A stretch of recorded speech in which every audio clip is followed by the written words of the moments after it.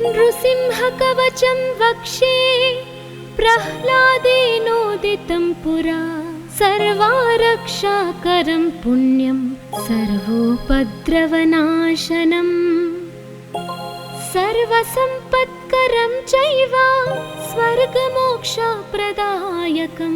ध्यात्वा नृसिंहं देवेशं हेमसिंहासनस्थितम् विव्रतास्यं त्रिनयनं शरदिन्दुसुमप्रभं लक्ष्म्यालिङ्गितवामाङ्गं विभूतिभिरुपाश्रितं चतुर्भुजं कोमलाङ्गं स्वर्णकुण्डलाशोभितं सरोजशोभितोरस्कं रत्नकेयूरमुद्रितं तप्तकाञ्चनसङ्काशं पीतनिर्मलवाससम् इन्द्रादिसुरमौलिस्थ स्फुरन्माणिक्यदीप्तिभिः विराजित पदद्वन्द्वं शङ्खचक्रादिहेतिभिः गरुत्मता सविनयं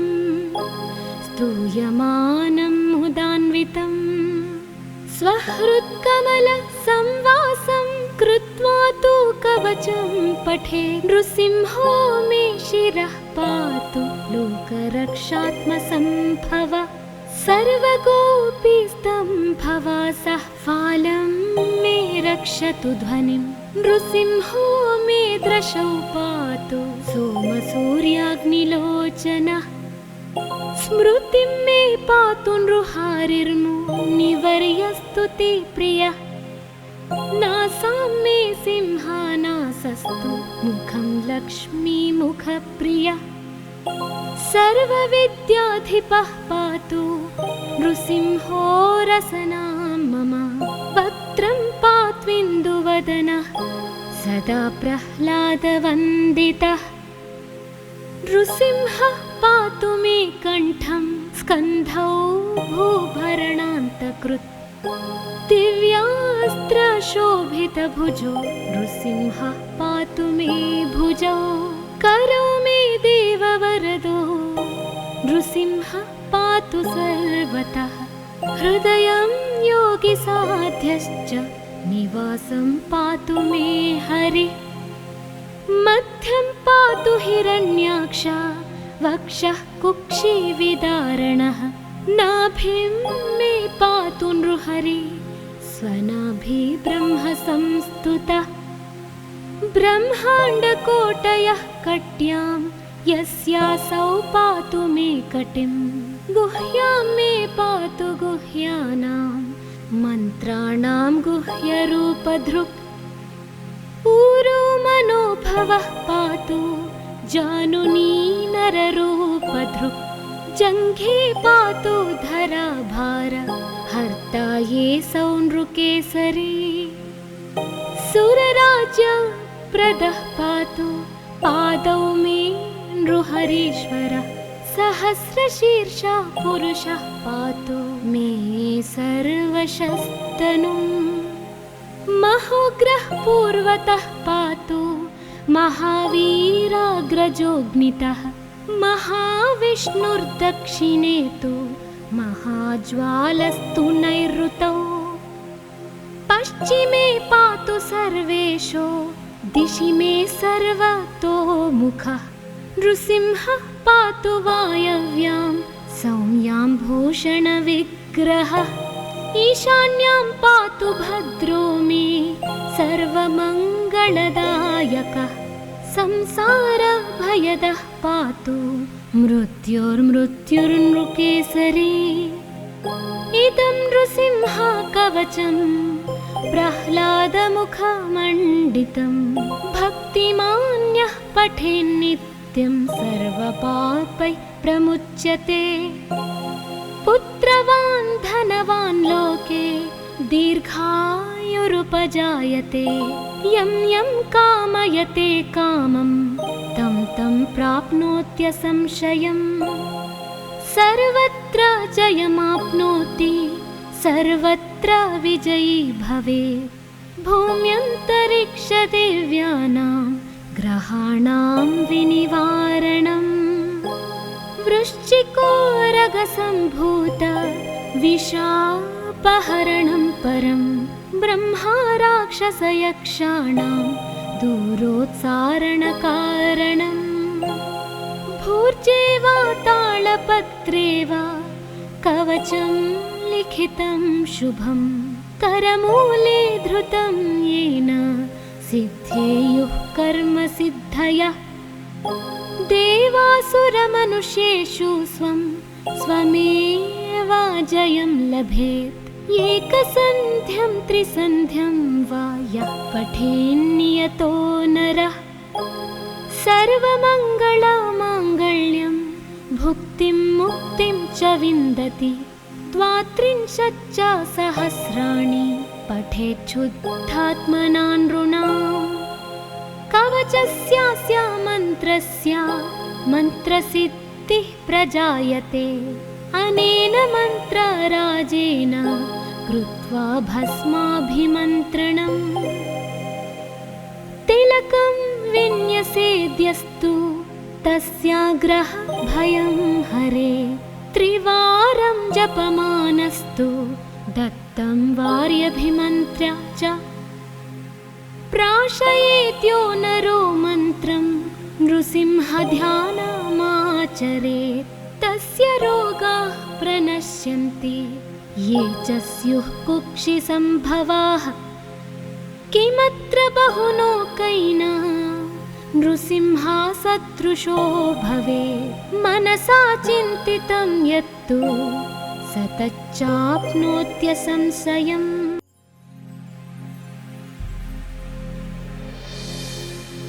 नृसिंहकवचं वक्षे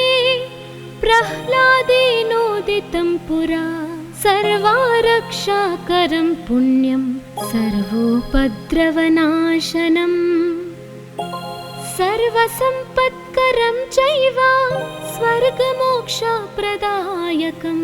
ध्यात्वा नृसिंहं देवेशं हेमसिंहासनस्थितम् विव्रतास्यं त्रिनयनं शरदिन्दुसुमप्रभं लक्ष्म्यालिङ्गितवामाङ्गं विभूतिभिरुपाश्रितं चतुर्भुजं कोमलाङ्गं स्वर्णकुण्डलाशोभितं सरोजशोभितोरस्कं रत्नकेयूरमुद्रितं तप्तकाञ्चन सङ्काशं पीतनिर्मलवाससम् इन्द्रादिसुरमौलिस्थ स्फुरन्माणिक्यदीप्तिभिः विराजित पदद्वन्द्वं शङ्खचक्रादिहेतिभिः गरुत्मता सविनयं स्तूयमानं मुदान्वितं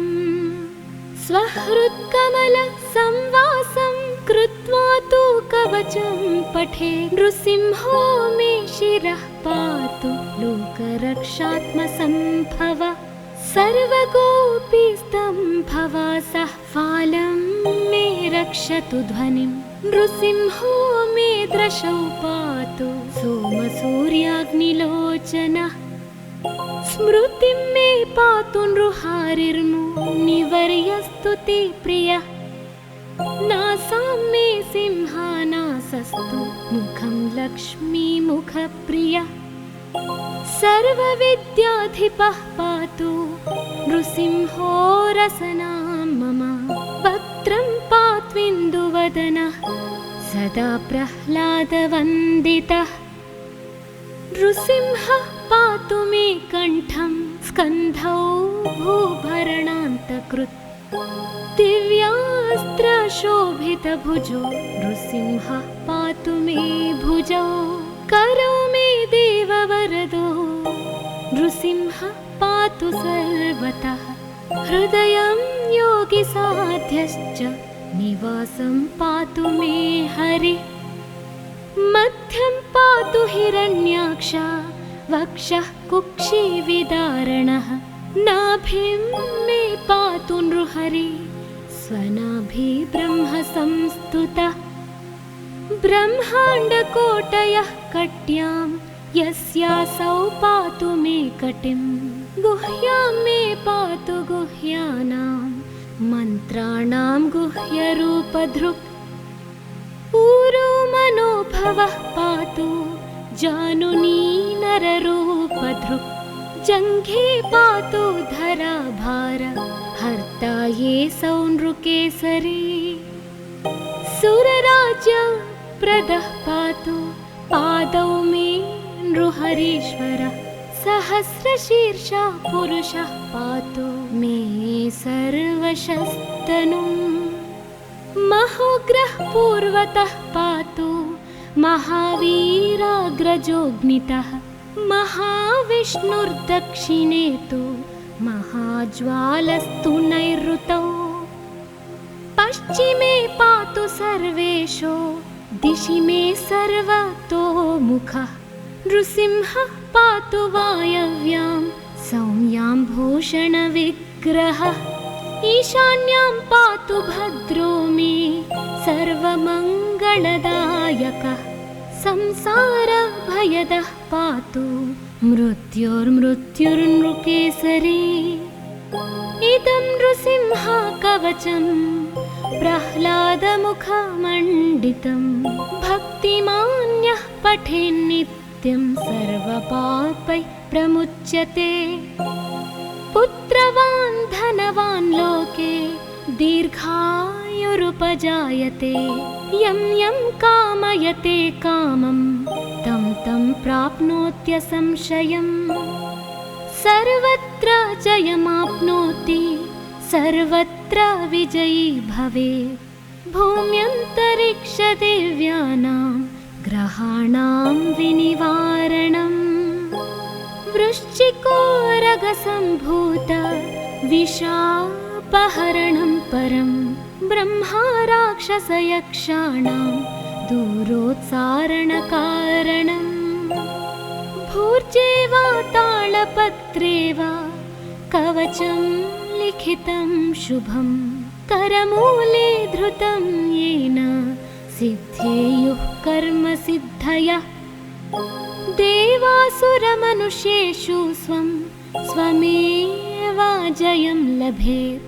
एकसन्ध्यं त्रिसन्ध्यं वा यः पठेन्नियतो नरः सर्वमङ्गलमाङ्गल्यं भुक्तिं मुक्तिं च विन्दति द्वात्रिंशच्च सहस्राणि पठेच्छुद्धात्मना नृणाम् कवचस्यास्य मन्त्रस्य मन्त्रसिद्धिः प्रजायते अनेन मन्त्रराजेन कृत्वा भस्माभिमन्त्रणम् तिलकं विन्यसेद्यस्तु तस्याग्रहभयं हरे त्रिवारं जपमानस्तु दत्तं वार्यभिमन्त्र्य च प्राशयेत्यो नरो मन्त्रं नृसिंहध्यानमाचरेत् तस्य रोगाः प्रणश्यन्ति ये च स्युः कुक्षिसम्भवाः किमत्र बहुलोकैना नृसिंहसदृशो भवेत् मनसा चिन्तितं यत्तु स तच्चाप्नोत्यसंशयम्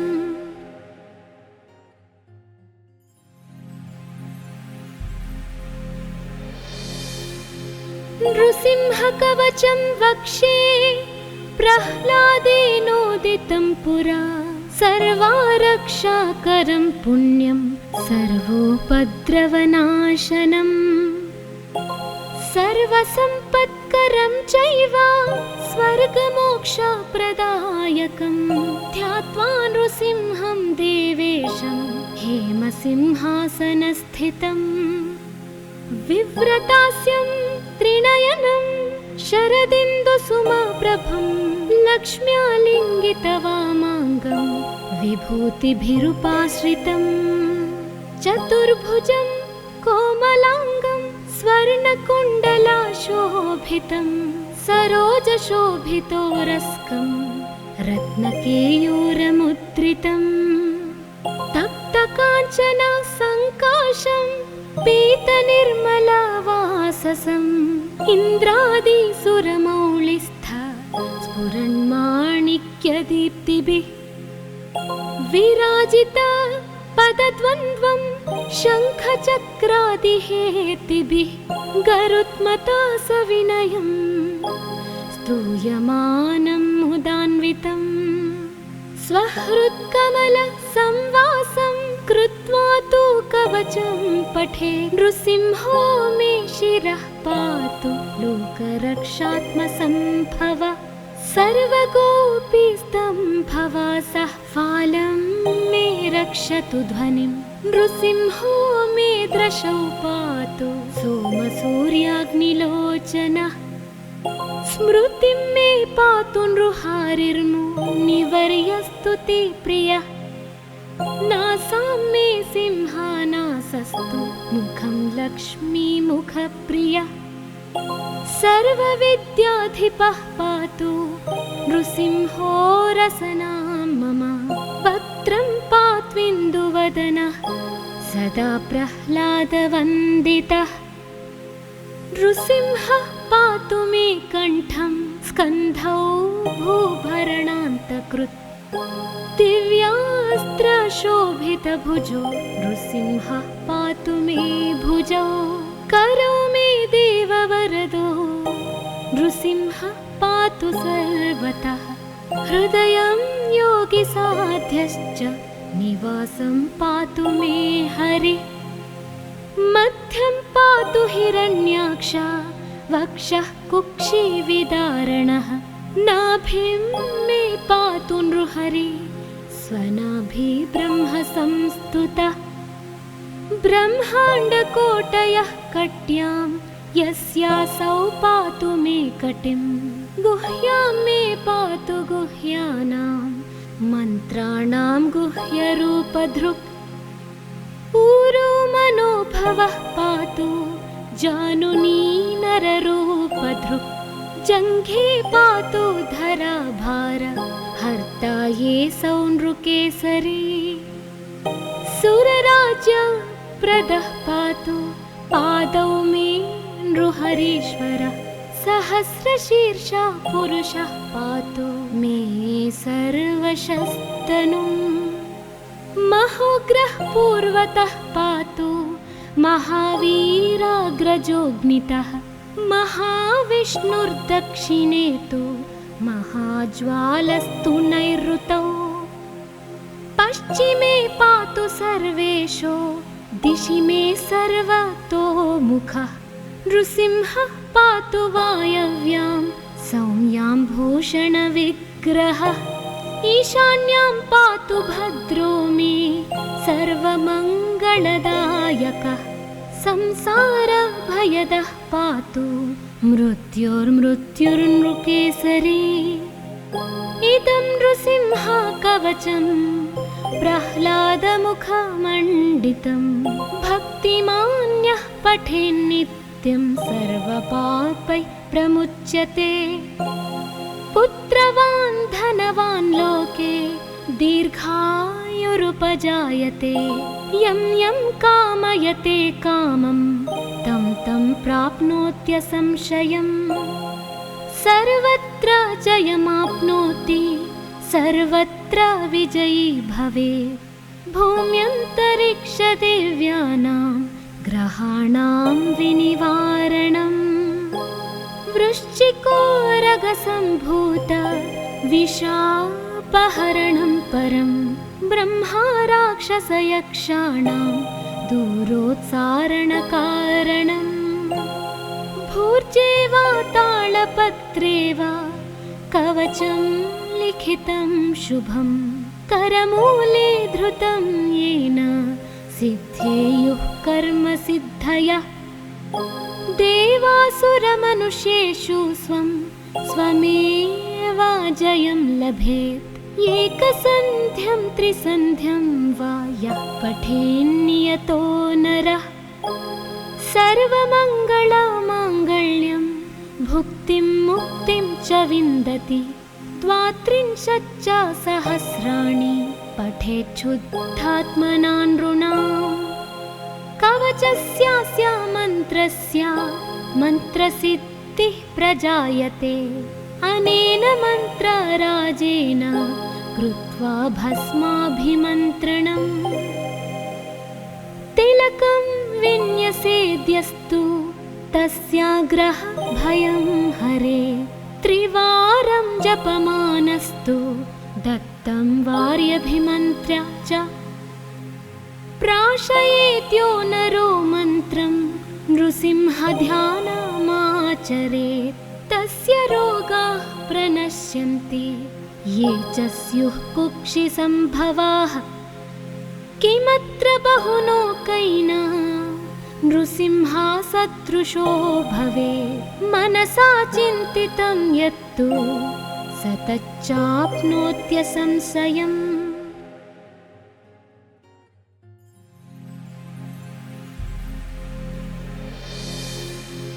नृसिंहकवचं वक्षे प्रह्लादेनोदितं पुरा सर्वारक्षाकरं पुण्यं सर्वोपद्रवनाशनम् सर्वसम्पत्करं चैव स्वर्गमोक्षप्रदायकं ध्यात्वा नृसिंहं देवेशं हेमसिंहासनस्थितम् विव्रतास्यं त्रिनयनं शरदिन्दुसुमप्रभं लक्ष्म्यालिङ्गितवामाङ्गं विभूतिभिरुपाश्रितं चतुर्भुजं कोमलाङ्गं स्वर्णकुण्डलाशोभितं सरोजशोभितोरस्कं रत्नकेयूरमुद्रितं तप्तकाञ्चन सङ्काशं पीतनिर्मलवाससम् इन्द्रादिसुरमौलिस्थ स्फुरन्माणिक्यदीप्तिभिः विराजित पदद्वन्द्वं शङ्खचक्रादिहेतिभिः गरुत्मता सविनयं स्तूयमानं मुदान्वितम् स्वहृत्कमलसंवासं कृत्वा तु कवचं पठे नृसिंहो मे शिरः पातु लोकरक्षात्मसम्भव सर्वगोपीस्तम्भवासः फालं मे रक्षतु ध्वनिं नृसिंहो मे दृशौ पातु सोमसूर्याग्निलोचनः स्मृतिं मे पातु नृहारिर्मुनिवर्यस्तुति प्रियः नासां मे सिंहानासस्तु मुखं लक्ष्मीमुखप्रियः सर्वविद्याधिपः पातु नृसिंहो रसनां मम वक्त्रं पात्विन्दुवदनः सदा प्रह्लादवन्दितः नृसिंहः पातु मे कण्ठं स्कन्धौ भूभरणान्तकृत् दिव्यास्त्रशोभितभुजो नृसिंहः पातु मे भुजौ करो मे देववरदो नृसिंहः पातु सर्वतः हृदयं योगिसाध्यश्च निवासं पातु मे हरिः मध्यं पातु हिरण्याक्ष वक्षः कुक्षिविदारणः नाभिं मे पातु नृहरि स्वनाभि ब्रह्मसंस्तुतः ब्रह्माण्डकोटयः कट्यां यस्यासौ पातु मे कटिं गुह्यां मे पातु गुह्यानां मन्त्राणां गुह्यरूपधृक् ऊरो मनोभवः पातु जानुनी नररूपधृक् जङ्घे पातु धराभार हर्ता ये सौनृकेसरी सुरराज्यप्रदः पातु पादौ मे नृहरीश्वरः सहस्रशीर्षः पुरुषः पातु मे सर्वशस्तनुम् महोग्रः पूर्वतः पातु महावीराग्रजोऽग्नितः महाविष्णुर्दक्षिणे तु महाज्वालस्तु नैऋतौ पश्चिमे पातु सर्वेशो दिशि मे सर्वतोमुखः नृसिंहः पातु वायव्यां सौम्यां भूषणां विग्रहः ईशान्यां पातु भद्रो मे सर्वमङ्गलदायकः संसारभयदः पातु मृत्युर्मृत्युर्नृकेसरी इदं नृसिंहा कवचं प्रह्लादमुखमण्डितं भक्तिमान्यः पठेन्नित्यं सर्वपापैः प्रमुच्यते पुत्रवान् धनवान् लोके दीर्घायुरुपजायते यं यं कामयते कामं तं तं प्राप्नोत्यसंशयम् सर्वत्र जयमाप्नोति सर्वत्र विजयी भवेत् भूम्यन्तरिक्षदेव्यानां ग्रहाणां विनिवारणम्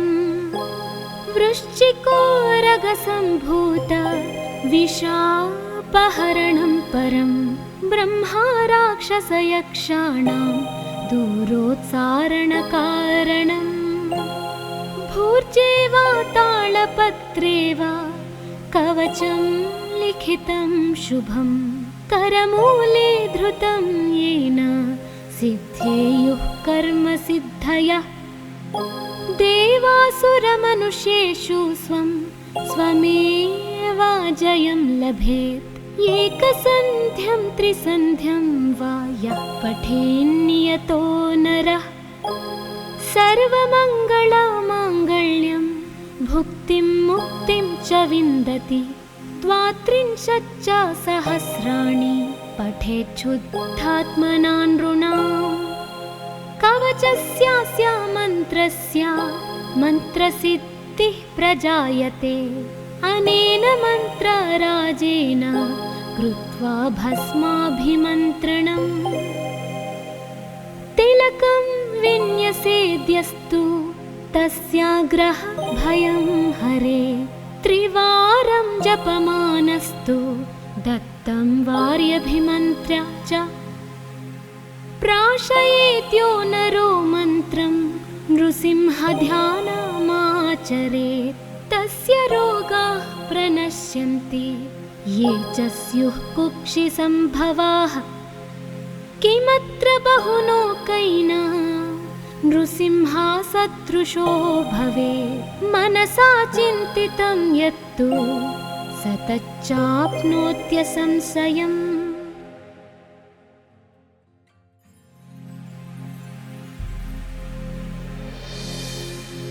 नृसिंहकवचं वक्षे प्रह्लादेनोदितं पुरा सर्वारक्षाकरं पुण्यं सर्वोपद्रवनाशनम् सर्वसम्पत्करं चैव स्वर्गमोक्षप्रदायकं ध्यात्वा नृसिंहं देवेशं हेमसिंहासनस्थितम् विव्रतास्यं त्रिनयनं शरदिन्दुसुमप्रभं लक्ष्म्यालिङ्गितवामाङ्गं विभूतिभिरुपाश्रितम् चतुर्भुजं कोमलाङ्गं स्वर्णकुण्डलाशोभितं सरोजशोभितोरस्कं रत्नकेयूरमुद्रितम् तप्तकाञ्चन सङ्काशं पीतनिर्मलवाससम् इन्द्रादिसुरमौलिस्थ स्फुरन्माणिक्यदीप्तिभिः विराजित पदद्वन्द्वं शङ्खचक्रादिहेतिभिः गरुत्मता सविनयं स्तूयमानं मुदान्वितम्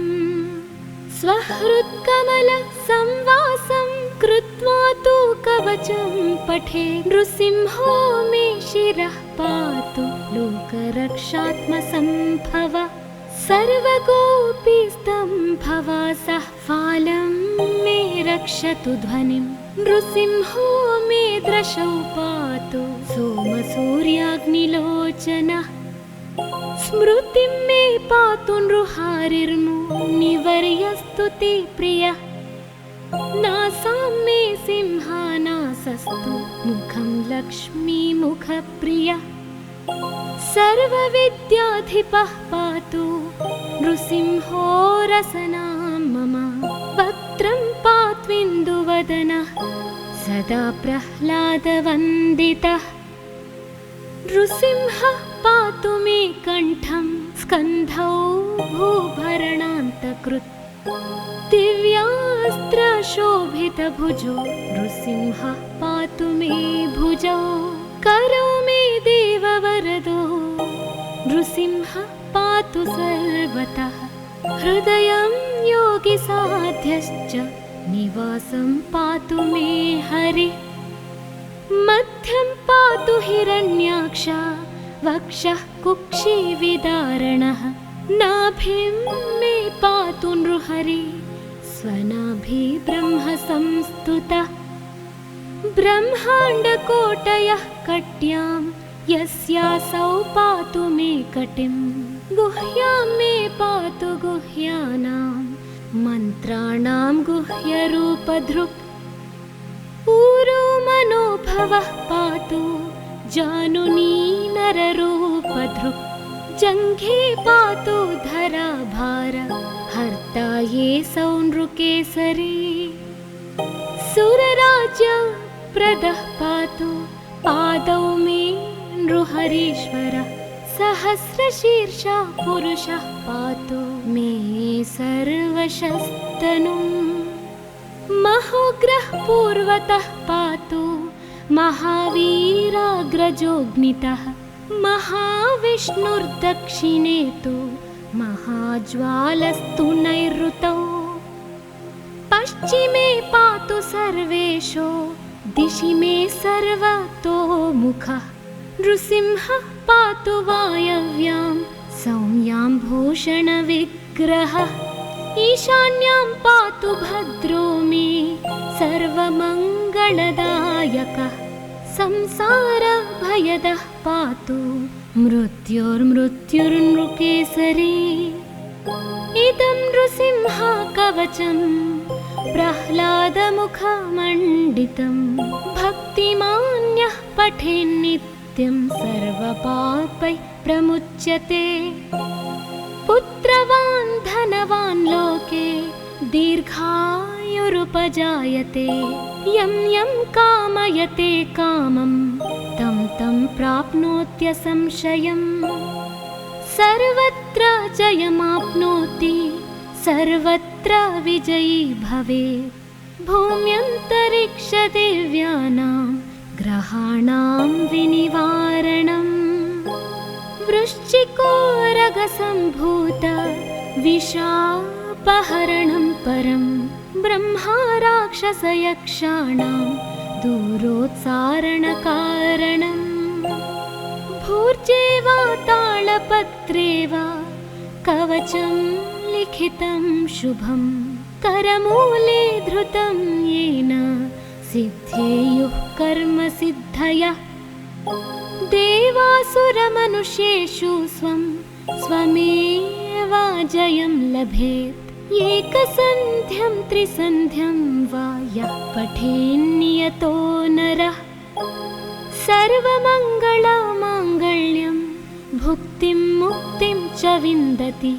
द्वात्रिंशच्च सहस्राणि पठेच्छुद्धात्मना नृणाम् कवचस्यास्य मन्त्रस्य मन्त्रसिद्धिः प्रजायते अनेन मन्त्रराजेन कृत्वा भस्माभिमन्त्रणम् तिलकं विन्यसेद्यस्तु तस्याग्रह भयं हरे त्रिवारं जपमानस्तु दत्तं वार्यभिमन्त्र्य च प्राशयेत्यो नरो मन्त्रं नृसिंहध्यानमाचरेत् तस्य रोगाः प्रणश्यन्ति ये च स्युः कुक्षिसम्भवाः किमत्र बहुलोकैना नृसिंहा सदृशो भवेत् मनसा चिन्तितं यत्तु स तच्चाप्नोत्यसंशयम्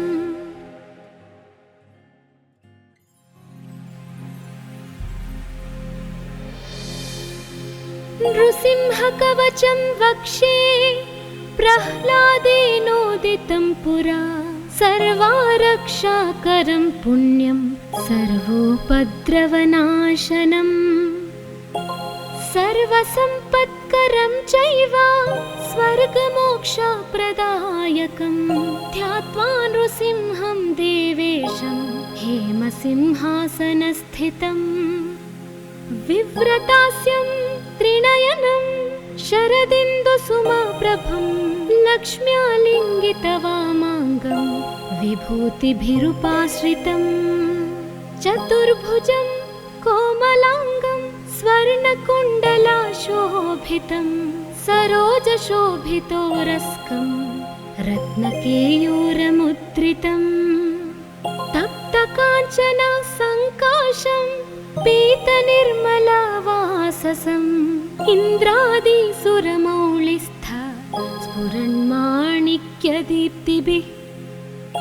विराजित पदद्वन्द्वं शङ्खचक्रादिहेतिभिः गरुत्मता सविनयं स्तूयमानं मुदान्वितम् स्वहृत्कमलसंवासं कृत्वा तु कवचं पठे नृसिंहो मे शिरः पातु लोकरक्षात्मसम्भव सर्वगोपीस्तम्भवासः फालं मे रक्षतु ध्वनिं नृसिंहो मे दृशौ पातु सोमसूर्याग्निलोचनः स्मृतिं मे पातु नृहारिर्मुनिवर्यस्तु ते प्रियः नासां मे सिंहानासस्तु मुखं लक्ष्मीमुखप्रियः सर्वविद्याधिपः पातु नृसिंहो रसनां मम वक्त्रं पात्विन्दुवदनः सदा प्रह्लादवन्दितः नृसिंहः पातु मे कण्ठं स्कन्धौ भूभरणान्तकृत् दिव्यास्त्रशोभितभुजो नृसिंहः पातु मे भुजौ करौ मे देववरदो नृसिंहः पातु सर्वतः हृदयं योगिसाध्यश्च निवासं पातु मे हरिः मध्यं पातु हिरण्याक्ष वक्षः कुक्षिविदारणः नाभिं मे पातु नृहरि स्वनाभि ब्रह्म संस्तुतः ब्रह्माण्डकोटयः कट्यां यस्यासौ पातु मे कटिं गुह्यां मे पातु गुह्यानां मन्त्राणां गुह्यरूपधृक् ऊरो मनोभवः पातु जानुनी नररूपधृक् जङ्घे पातु धराभार हर्ता ये सौनृकेसरी सुरराज्यप्रदः पातु पादौ मे नृहरीश्वरः सहस्रशीर्षा पुरुषः पातु मे सर्वशस्तनुम् महोग्रः पूर्वतः पातु महावीराग्रजोऽग्नितः महाविष्णुर्दक्षिणे तु महाज्वालस्तु नैऋतौ पश्चिमे पातु सर्वेशो दिशि मे सर्वतोमुखः नृसिंहः पातु वायव्यां सौम्यां भूषणविग्रहः ईशान्यां पातु भद्रो मे सर्वमङ्गलदायकः संसारभयदः पातु मृत्युर्मृत्युर्नृकेसरी इदं नृसिंहकवचं